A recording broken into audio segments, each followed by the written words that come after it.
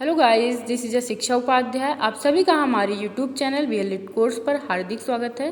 Guys, आज के session में हम डिस्कस करने वाले हैं बीएलएड सेकेंड ईयर का ऑप्शनल सब्जेक्ट रसायन विज्ञान यानी कि केमिस्ट्री का सिलेबस यानी कि विषय वस्तु। जैसा कि आप लोगों ने कहा था कि मैम केमिस्ट्री का यानी रसायन विज्ञान का हिंदी में इसका सिलेबस प्रोवाइड करवा दीजिए, तो उसी को ध्यान में रखते हुए मैंने आज का वीडियो स्टार्ट किया है। तो चलिए गाइस देखते हैं।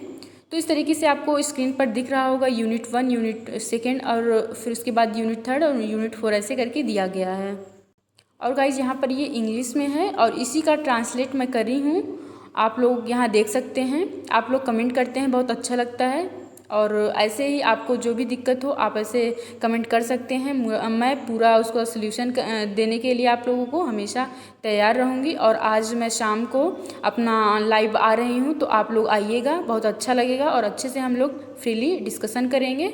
तो चलिए गाइस, अभी देख लेते हैं कि रसायन विज्ञान का जो भी सिलेबस है वो क्या है। तो आप इस तरीके से यहाँ देख ही सकते हैं और जो भी आपको ठीक लगे वैसे आप इसका स्क्रीनशॉट भी ले सकते हैं और अपने आपसे अच्छे से आप अपने नोट्स में पहले फर्स्ट पेज में लिख सकते हैं, ताकि आप लोगों को हमेशा याद रहे।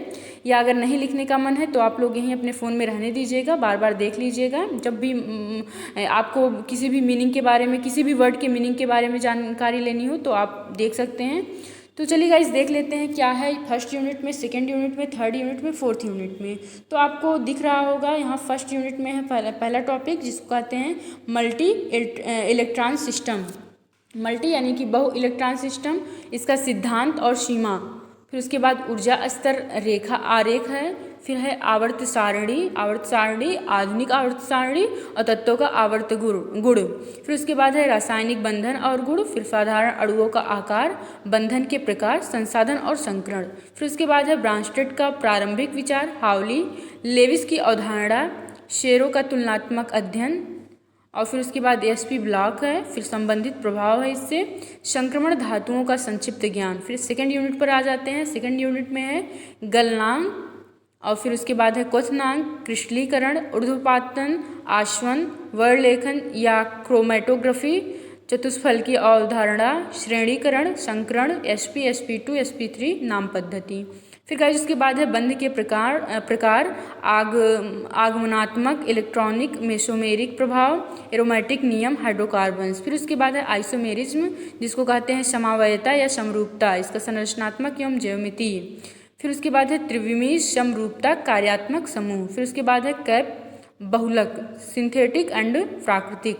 फिर उसके बाद है साबुन एंड अपमार्जक, कीटनाशक यानी पेस्टिसाइड। और फिर उसके बाद है इसमें इंसेक्टिसाइड, दोनों का मतलब है कीटनाशक।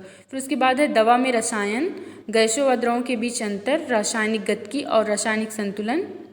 फिर उसके बाद है संतुलन अवस्था को प्रभावित करने वाले कारक, प्रकाश, रसायन, आयनिक संतुलन, संवाहक या चालक। फिर गाइस उसके बाद थर्ड यूनिट है। थर्ड यूनिट में है गैस, द्रव और उनमें अंतर, रासायनिक गतिकी, समरूपता, प्रकाश रसायन, आयनिक समरूपता, प्रवाहकत्व, विलयन और उसके प्रकार, विलयन के नियम, वितरण नियम। फिर उसके बाद है थर्मोडायनेमिक्स यानी कि उष्मागतिकी। उष्मागतिकी का फर्स्ट नियम, उत्पत्ति जन्म, हैबर चक्र का, बंधन ऊर्जा, बंधन पृथक्करण ऊर्जा, तटस्थता का ताप और विलयन का ताप, प्रकाश रसायन, आयनिक और समरूपता चालक। फिर लास्ट यूनिट है। लास्ट यूनिट में है परिभाषा, कारण, प्रभाव, समसामयिक मुद्दे, TLV मतलब threshold limit value, threshold limit value, unit इकाई, PPM, तालमेल या योगवाहिता और विरोध, प्रदूषण के विभिन्न प्रकार, प्रारंभिक ज्ञान, पर्यावरणीय भाग जैसे वायुमंडल, स्थलमंडल, जैवमंडल, जलमंडल, ओजोन परत के क्षरण के विशेष क्षेत्र, प्रभाव, प्रकाश, रासायनिक धुंध, ग्रीन हाउस प्रभाव। और फिर उसके बाद है अम्ल वर्षा, काली वर्षा। गाइस ग्रीन हाउस प्रभाव का आप नाम सुने होंगे, एसिड रेन का भी नाम सुने होंगे, ब्लैक रेन का भी नाम सुने होंगे, लेकिन हम थोड़ा थोड़ा आप लोगों को बता दे रहे हैं।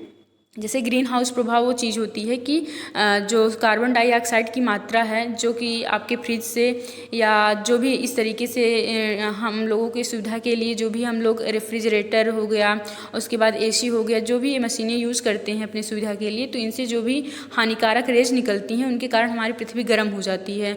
और वो जो गर्म ताप है हमारी पृथ्वी का, वो आसमान में नहीं जा पाता और वो रह जाता है पृथ्वी पर, तो जिसके कारण ग्लेशियर जो है पिघलने लगते हैं। तो इसे ही कहा कहा जाता है ग्लोबल वार्मिंग, और ग्लोबल वार्मिंग का मेन कारण है ग्रीन हाउस प्रभाव, जिसमें जो CO2 की मात्रा है वो पृथ्वी पर बहुत ज़्यादा मात्रा में हो जाती है। अम्ल वर्षा जैसे कि गंदे हमारे वायुमंडल में बहुत प्रदूषण होने के कारण अम्ल वर्षा होती है। और काली वर्षा के बारे में आपने आज पहली बार सुना होगा या तो सुना ही होगा, लेकिन फिर भी आप लोगों को इन्फॉर्म कर देते हैं कि काली वर्षा क्या होती है। तो गाइस, जैसा कि आप लोगों को पता ही होगा, जापान के हिरोशिमा और नागासाकी पर क्रमशः 6 अगस्त 9 अगस्त 1945 में परमाणु बम यानी एटम बम गिराया गया था। तो उसके चलते बहुत सारे रेडियो एक्टिव पदार्थ आकाश में घुल मिल चुके थे, जो कि बाद में जब वर्षा होती है तो वही वर्षा के साथ ये ब्लैक रेन के रूप में पृथ्वी पर गिरते हैं, जिससे बहुत ही जनधन की हानि होती है।